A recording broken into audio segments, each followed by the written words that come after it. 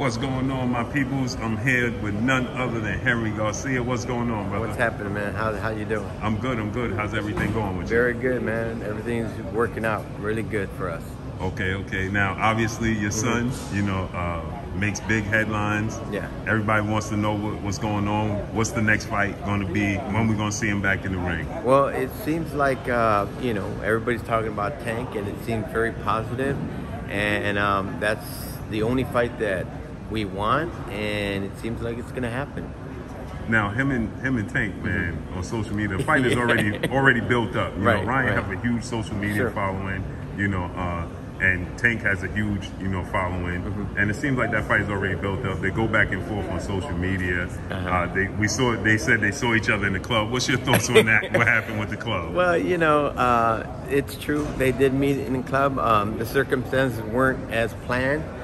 It didn't come out to be as planned, but they both try to show each other respect, but it just didn't work out that way.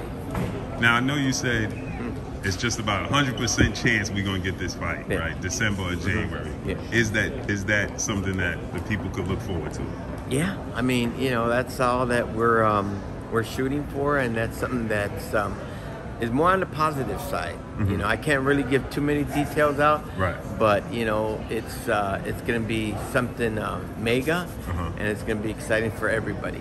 Now, why Gervonta Tank Davis? Because he's somebody that Ryan has been focused on for a very long time. Right. What is it in Gervonta Tank Davis? He's a southpaw. Usually fighters want to stay away from southpaws with a lot of power. But you guys seem to see something in Gervonta Tank Davis that you feel like you guys could come out on the best side of. Right. What is it that you guys see in him without giving away the game plan, obviously? Well, no, I mean, there's no game plan here because if you notice, my son has already fought southpaws. In fact, his last 2-3 fights have been southpaws. Yeah, Luke Campbell, Tego, and Javier Fortuna.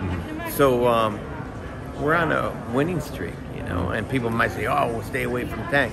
I mean, Tank is no different than, any other. I mean, I'm sure he's got power, but don't we have power? I mean, Ryan's got power. Ryan's got the height. He's got power, and we feel very confident going into this. Now, for me, I always say, I'm like, man, I think Ryan needs a little more time. For me, from the outside looking in, I said, Ryan needs a little more time. I think Gervonta Tank Davis's ability to make adjustments and box gets overlooked. Everybody gets enamored with his power. Now, Ryan is big, like you said, very fast hands, power in both hands. To that, you say what? If somebody like me that says he needs more time, more experience. Here's the people that are misinformed, okay? My son has started since he was 7 years old, before there was social media, before there was Instagram, before there was Twitter, Facebook. We started 7 years old. When Ryan finally learned about YouTube and all that, people said, oh, wow, they were drawn into this, right? And they were like, man, this guy's tall, he's handsome, and he could fight, Right. But they didn't realize that, wait a minute, we started since he was 7 years old. And that's the biggest mistake fighters make. So when people say, well, he should wait and this and that, no. There's no waiting here. We've been doing this since 7 years old. We're confident, and we're ready to fight just whoever in that weight division.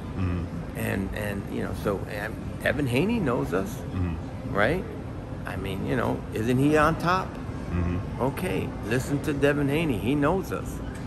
And speaking of Devin Haney, what you think about a future fight with Ryan and Devin? Oh, that's going to be there too. Even with Teal. I mean, it's gonna happen. But we want Tank because Tank's available right now. Tank's got a spot. We got a spot. Let's make it happen. Now, you guys switched trainers.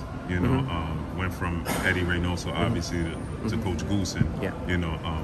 And it seems like Ryan and Canelo's, he looked up to Canelo, it seems to me, from the outside looking in, mentor figure. But now it looks like their relationship is a strained. So can you just attest to that?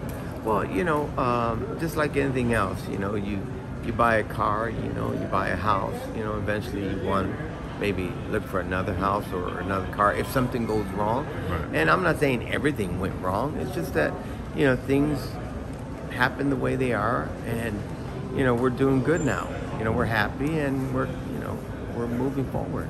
Now speaking to, like you said, a lot of people today's time, because Ryan has such a huge social media following, he has the endorsements. You know, a lot of athletes from other respective sports, they endorse Ryan Garcia. And so, like you said, a lot of people overlook his experience, right? When you look at that, you know, what can you just attest to that? How did he even grow his social media? Here's the thing, you know, when Ryan was fighting, Devin was fighting, Shakur was fighting, other boxers were fighting at a young age, and we just kept on growing. YouTube and social media came into the mainstream, and we hopped on it right away before anybody else did. And Ryan noticed that there was a lot of people just looking at his videos, you know, and he started liking that, and he says, man, I could draw people into this. And that was the best thing he did, because for that reason everybody knew that, hey, he's not only marketable, he could fight. Right. And you know as well as I know, he can knock people out. Yeah, he definitely got power in him. Definitely got some very, very fast hands. Both hands. Now you know, but hey, I you know, everybody has an opportunity to do this. Right. To be on social media. Everybody has an opportunity. It's just that we did it first. Right. Now, let me ask you this. You talked about him and Shakur in the amateurs. How did that play out? Because I know I mean, I don't really want to get involved in that too much, but I'm going to tell you something that was very strange. Ryan was 15 going on 16, and Shakur's older than him, obviously, and Shakur was in the 18-year-old division, but Ryan was old enough so that he could be in that division. But, you know, when Ryan was young, I told Ryan, hey, Ryan, we're going to have to jab him, you know, because I didn't know anything about Shakur at the time. But what I did know is that Ryan's signature punch at that time was his jab. And we out-jabbed him, no doubt. At that time, you had somebody come to the scorecard, I mean, you know, who would give you the scoring right after the bell, came around, and Shakur didn't even touch Ryan once. And that guy showed us that it was 4-4.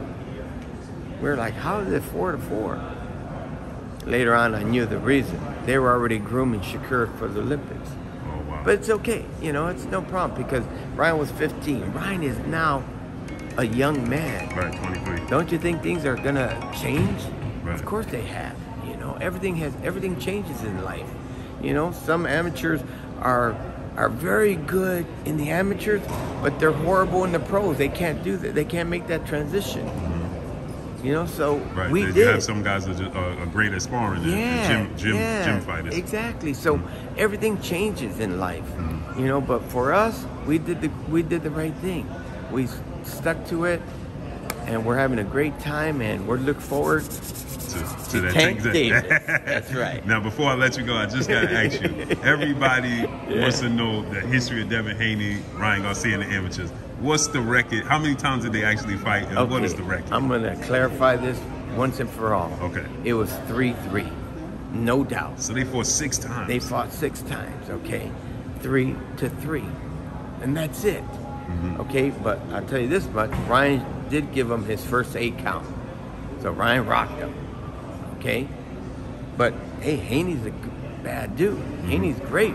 Right. I'll give him, his credit too. Right. Because he's a good fighter. I knew he was going to do awesome against Kambosos because we know Haney. Right. Just like I told you, tell Haney about Ryan Garcia. And I think lately, his last post, he's giving Ryan the edge on Tank. So what does that tell you? What does that tell you? Do you think the height and the hand speed is a lot too much for Tank? Absolutely. Remember, Rolly. Rolly, okay?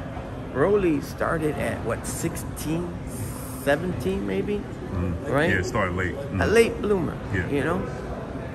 But he was tagging Tank. Ryan is not a late bloomer. He's an early bloomer. He's 7 years old. So we got all those years. Ryan's a 15-time national champion. Okay? You know how hard it is to become a national champion? How about being a 15-time national champion? My other son is an 8-time national champion. That's hard to do. So when you say, "Oh, Ryan doesn't have a chance," or he should wait, are you kidding me? We went through it all. Anyways, I'm with Frank Sanchez right now. That's the next heavyweight champion right there. Yep. So you guys should just absolutely keep your eye on him. Absolutely. He's the next guy. No, we already know who Frank is. You know Frank Sanchez. Yeah, no, he ain't sneaking up on nobody. We know who he is. You know who he is. All right, man. But hey, I appreciate you, Henry. Hey, you take care, brother. All right. All right.